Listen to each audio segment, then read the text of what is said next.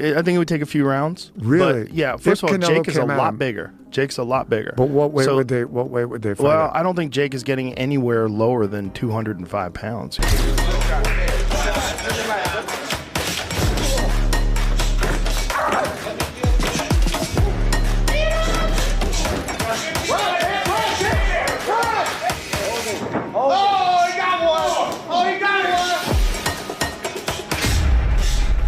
There's a few Americans, and this might be crazy, I think Jake Paul's got a chance.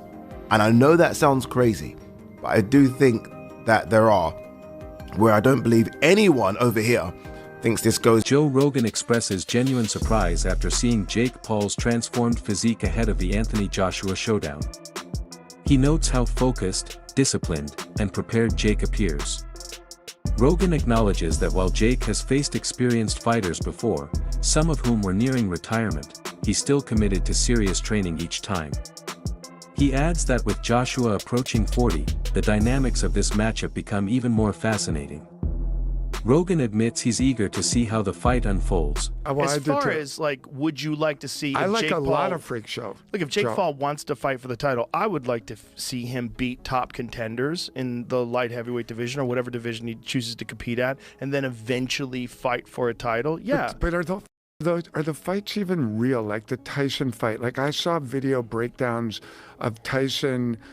Latest physical transformation has sparked a wave of reactions across the combat sports scene. The short clip circulating online shows a fighter who looks sharper, denser, and far more conditioned than in any of his previous camps. His posture, the tightness in his movements, and the sheer confidence in his presence give the impression of someone who is preparing for the most significant challenge of his career, with Anthony Joshua standing across from him in the near future. This version of Jake feels like a deliberate answer to those who once called him a sideshow. He appears determined to prove he belongs on a stage once reserved only for elite professionals. Fans note how drastically his physique has evolved in a short time, signaling that this camp is built on seriousness.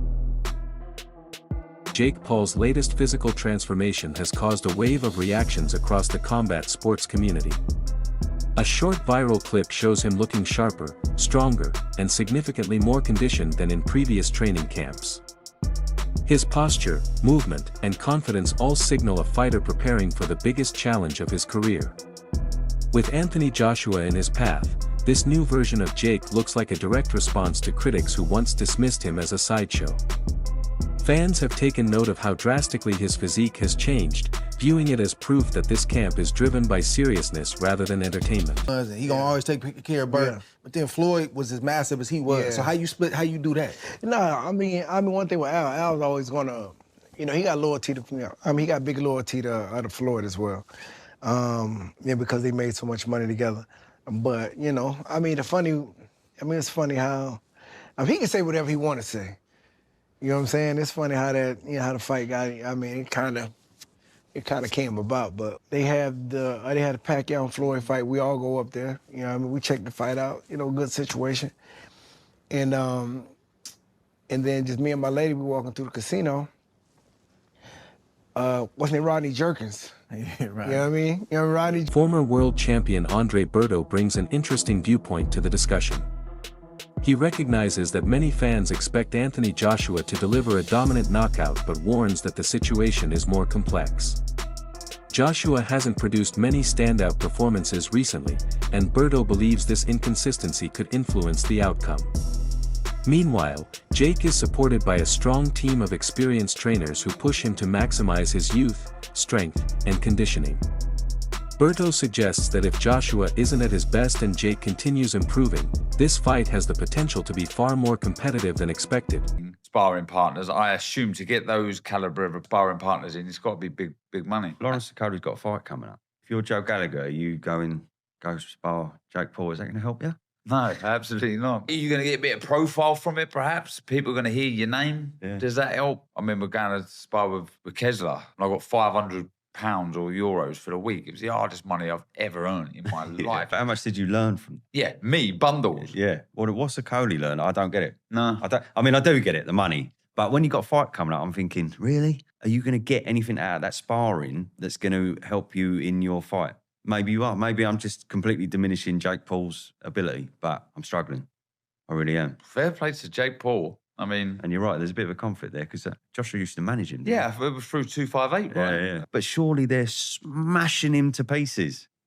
Surely Jake's going, oh, what the fuck? This is fucking horrible. Every single one of those 3 fighters there could annihilate him in a round. Some analysts have taken a more practical, economic approach to Jake Paul's preparation. They focus on his sparring sessions with heavyweight fighters and how both sides benefit. For Jake, training with larger opponents helps him experience the power and pressure he may face against Joshua. It forces him to adjust timing, stay composed, and handle difficult moments under fire. For the heavyweights, the benefit is largely financial. Sparring with someone of Jake's profile often brings a significantly larger paycheck than a typical training camp. These sessions become a mix of learning, development, and opportunity for everyone involved. I got a job to do. I'm representing boxing. A lot of American fans don't know me. This will be the most watched thing on fucking Netflix ever for sports-wise. So I got to make a good, showing. Hopefully he has that approach. I assume he does. Because he did with Francis. He was like, nah, bitch, the train stops here. Yeah. And Tyson Fury's a little more of a character. Hey, wow, what are you going to do? Let's move around a little bit. I remember when he caught Klitschko with that uppercut, Anthony Joshua. And he got caught. He got set down. Klitschko, yes. And Klitschko is a big man. You're just dealing with literally a different ecosystem, man. But that's what makes it, that's why it's a brilliant move by Jake. Because his fan base is like, oh my God, Jake, it's David versus Goliath, literally. It's this YouTuber Disney kid. Look how far he's come. He's actually going to do it. What if he wins? So there's that demo of his. And then there's the rest of the world who go, and they're so off on this, but they go, we got to get Jake Paul out of boxing. I can't wait to see his head get knocked off by Anthony Joshua. And that's the majority, right? So those two worlds mix, and you get the most watched boxing match on Netflix ever. More so than Mike Tyson at fucking 77 in a fake sparring match. This, So if you're Jake, it's brilliant. Brendan Schaub and Brian Callen shift the conversation toward Anthony Joshua. They argue that Joshua must step into this fight fully aware of what he represents. For them, this matchup isn't just about winning, it's about upholding the reputation of boxing itself. With the event taking place on a massive streaming platform like Netflix, millions of casual viewers will be watching.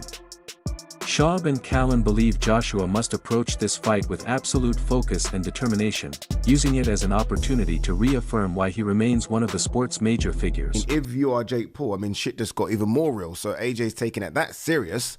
He's now training with the Usyk camp, not just for your fight, but for fights going forward. This isn't AJ saying, okay, you know what, I'm just going to train myself. Just get in shape and maybe just train with my amateur coach. This is AJ saying, no, we're going to train with Usyk's team. And I'm basically meaning, or I'm saying, I'm going to get in the best shape of my life. You want me to get down to 245 pounds? No problem. We've done that before, and that was one of my best performances before. Obviously, I'm talking about AJ versus Usyk too. So, I still can't believe it's happening, but it is happening. It will do incredible numbers. I've said that I think it will do numbers as big as Canelo Crawford. Some people have laughed at that. Don't laugh. Honestly, because Canelo Crawford over here, it would have been a small, minute percentage of people that would have watched it on Netflix over here. AJ fighting over here, everyone's watching it. Everyone's watching it. Everyone's watching it in Africa because that's the impact AJ has. And obviously everyone's going to be watching it in America because of Jake Paul. And then because of how that photo looked. Again, David versus Goliath. People are now way more intrigued than they were for Gervonta Davis versus Jake Paul. So, I'm intrigued as to how it looks in the first 20 seconds. And then I'll be able to just make my mind up as to how long this goes. But I will still stand firm and say AJ should get rid of Jake Paul in one round. Sports analyst Ade Oladipo highlights the adjustments Joshua has made in his training approach. He explains that Joshua has refined his rhythm, altered his style, and taken this matchup extremely seriously. At the same time, Oladipo believes Jake is also aware of these changes and has likely made his own strategic improvements behind the scenes. He suggests Jake may be experimenting with new techniques and sharpening details that could give him an advantage.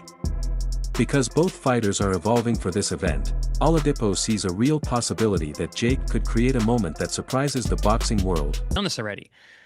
He fought a guy that he was supposed to destroy, Right. and then he went out there and he destroyed him. And he didn't play with his food. Yep. He didn't say, okay, it was Ngannou I'm talking about, obviously. Of course. Who gave Tyson Fury fits and really had everyone questioning Tyson Fury's ability because he struggled with an MMA fighter in his pro boxing debut. Anthony Joshua didn't do that. He went out there and did what we all expected Tyson Fury to do, and completely wiped the floor with the guy. And if Joshua doesn't do that this fight, I agree with you, Jimmy. It's going to hurt his stock. It's going to hurt the way that people perceive him moving forward. And also, I think, honestly, and if he doesn't go out there and just lay into Jake Paul and end it in the first, if not second round, to me, it's gonna look fishy to me. It's gonna look like this was a setup. This was an exhibition. This wasn't a real fight. If this is a real fight, it should be over in 90 seconds because Anthony Joshua is a legit gold medalist, super heavyweight, crazy athlete, awesome power, and Jake Paul just isn't on that level in any way. And he's not and he's undersized. You know, Jake Paul was fighting a cruiserweight in his last fight. He was under 200 pounds. You know, Joshua is a legit 250 pounds with abs, and the guy punches with the right hand like a cannon. The one advantage Jake Paul has had in previous fights, and we all know people who have worked with him, and they go, he's got natural power. He can hit pretty well for his size. Not elite, right? Not world championship, but he can hit pretty well for his size. Paulie, that one advantage that he's had in previous fights is completely gone in this one. Yes or no? Yeah, I mean, I still think Jake can hit a little bit. Yeah, I mean, he may be able, if you hit Joshua on the chin, you can hurt him. But that's been what if Mike Tyson? You got to lands, get there, Chad. Yeah, that's what I'm saying. What if Mike Tyson lands on Jake? What if Arturo Gatti would have hit Floyd Mayweather? I can remember that argument back 20 years ago. Extremely seriously. At the same time, Oladipo believes Jake is also aware of these changes and has likely made his own strategic improvements behind the scenes. He suggests Jake may be experimenting with new techniques and sharpening details that could give him an advantage. Because both fighters are evolving for this event, Oladipo sees a real possibility that Jake could create a moment that surprises the boxing world. Analysts in the boxing community describe this fight as one of the boldest decisions of Jake Paul's career. They note that he could have continued choosing manageable opponents and slowly building his record. Instead, he opted to face a former heavyweight champion known for power and technical skill. This choice carries tremendous risk but also enormous potential reward. Even a strong performance in defeat could change public perception. A victory, however unlikely some believe it to be, would dramatically reshape the sport. The analysts argue that Jake's willingness to take this challenge shows his genuine commitment to establishing himself as a serious boxer. A Disney star. I'm just a YouTuber, guys, and I'm going up against Anthony Joshua. All the cards are stacked against me, and I think people still buy into that narrative. Jake Paul is a bad boxer. He can't box. When I've seen pretty notable boxers say, look, Jake Paul is decent. I've seen a few people on my last video saying, how dare you say Jake Paul is a decent boxer? You've got to remember, when I say Jake Paul is decent, I'm not talking about within the context of being a world champion. I'm just talking about he's learned to box pretty okay, better than most people. He has actually beaten a couple pro boxers. Now, I know once again we have the caveat that, the last pro boxer he fought wasn't a full-time boxer, hadn't fought in a couple of years, and his last two fights were losses. I get it, but he has still fought like 2 or 3 pro boxers, so he can box, but there are different levels to being able to box. Everyone can box, it's just to what level. Jake Paul has been doing this since, was it 2018, his first fight, or 2019? We're going into 2026. It's like 6 years, 7 years. He's been training consistently with a good team. How do you Jake Paul haters not understand that? Even you, if you trained for that long and you've got millions of dollars sparring pro fighters in your fight camps, you're going to get pretty decent. Oh my God, it's not hard to understand. Try and drop the narrative that I hate Jake Paul so much, he's this, he's that. He's a knobhead. He can't box. Yeah, he might be a knobhead, he might be a divvy, but he can box. But I'm not saying he can box to the level of Joshua. Fucking hell, listen to the friggin' context, will yous? Little Josh is signed